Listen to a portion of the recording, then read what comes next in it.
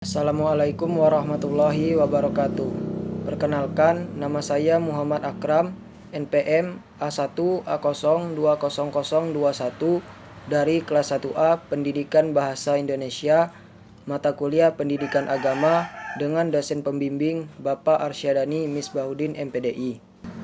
Di sini saya akan menampilkan video untuk tugas UAS mata kuliah Pendidikan Agama, yaitu video tentang menjawab 5 pertanyaan yang diberikan. 1. Jelaskan bagaimana konsep ketuhanan dalam Islam dan perbandingannya dengan konsep ketuhanan menurut agama selain Islam. Jawab. Tuhan dalam Islam disebut Allah. Dalam Al-Quran surat Al-Ikhlas dijelaskan tentang keesaan Tuhan, yang artinya dialah Allah yang Maha Esa. Allah adalah Tuhan yang bergantung kepadanya segala sesuatu.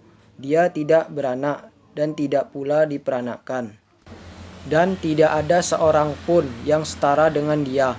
Perbandingannya dengan agama lain, contohnya agama Kristen, yang menyatakan bahwa Tuhan terdiri dari 3 oknum, yaitu Bapa, Anak, dan Roh Kudus, yang diformulasikan pada abad keempat Masehi. Berbeda dengan Al-Quran surat Al-Ikhlas yang menyatakan Tuhan itu tidak beranak ataupun diperanakkan.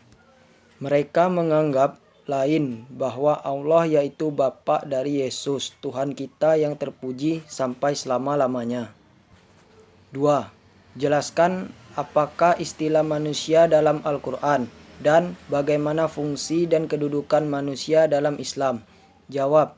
Al-Quran menyebut manusia dengan beberapa sebutan, di antaranya adalah Bani Adam, Quran surat Al-Isra ayat 70, Bashar, Quran surat Al-Kahfi ayat 110, Al-Insan, Quran surat Al-Insan ayat 1, An-Nas, Quran surat An-Nas ayat 1, dan Ins.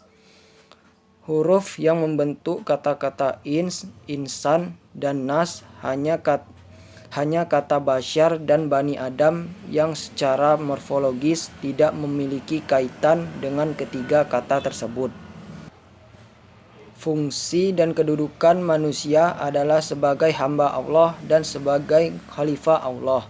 Sebagai hamba Allah, manusia harus tunduk dan patuh pada perintahnya dan menjauhi segala larangan Allah. Sedangkan selaku khalifah, manusia mempunyai tanggung jawab untuk mengelola bumi ini sebagai ladang untuk menanam bekal untuk kehidupan di akhirat nanti. 3.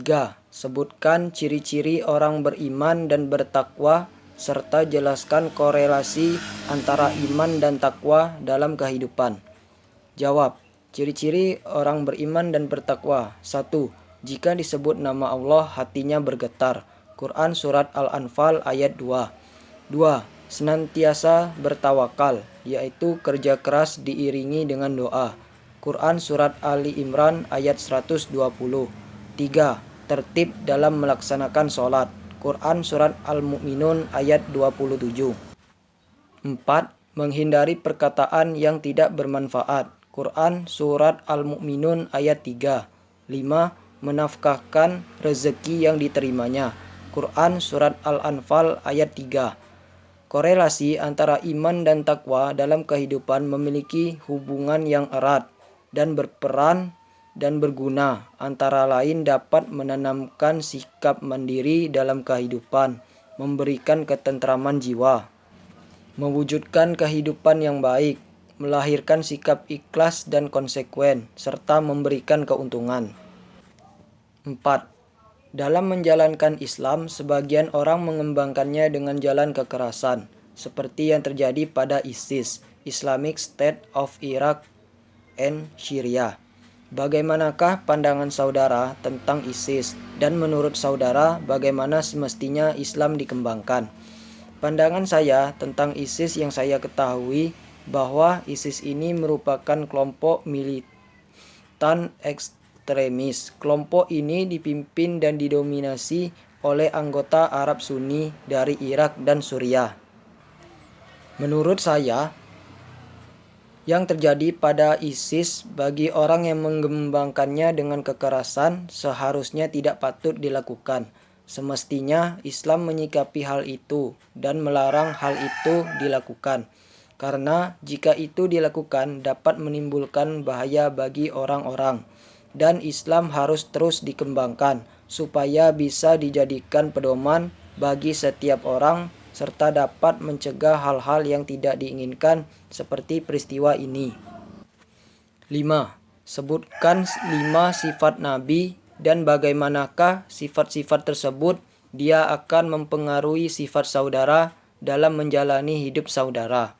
Jawab, 5 sifat Nabi yaitu sidik, jujur, amanah, dapat dipercaya, tablik, menyampaikan, fatonah, cerdas, dan tawadu, tidak sombong. Sifat-sifat tersebut bisa mempengaruhi sifat hidup seseorang jika seseorang itu beriman dan bertakwa. Dengan seperti itu, akan lebih mudah bagi setiap orang memiliki sifat yang dimiliki seperti Nabi. Selain itu, ditambah pula dengan didikan setiap orang tua masing-masing. Tergantung bagi setiap orang tua dalam mengajarkan sifat dan perilaku yang tepat terhadap seorang anaknya. Apabila ajaran yang disampaikan kepada anaknya baik, otomatis anaknya nanti akan menjadi anak yang berbakti kepada kedua orang tuanya. Dengan demikian, seseorang itu akan mudah bisa memiliki sifat yang dimiliki oleh Nabi. Nah, mungkin hanya inilah video dari jawaban yang dapat saya sampaikan dari pertanyaan yang diberikan untuk tugas UAS ini. Apabila dalam video ini masih terdapat kekurangan, saya memohon maaf. Saya akhiri, sekian, terima kasih. Wassalamualaikum warahmatullahi wabarakatuh.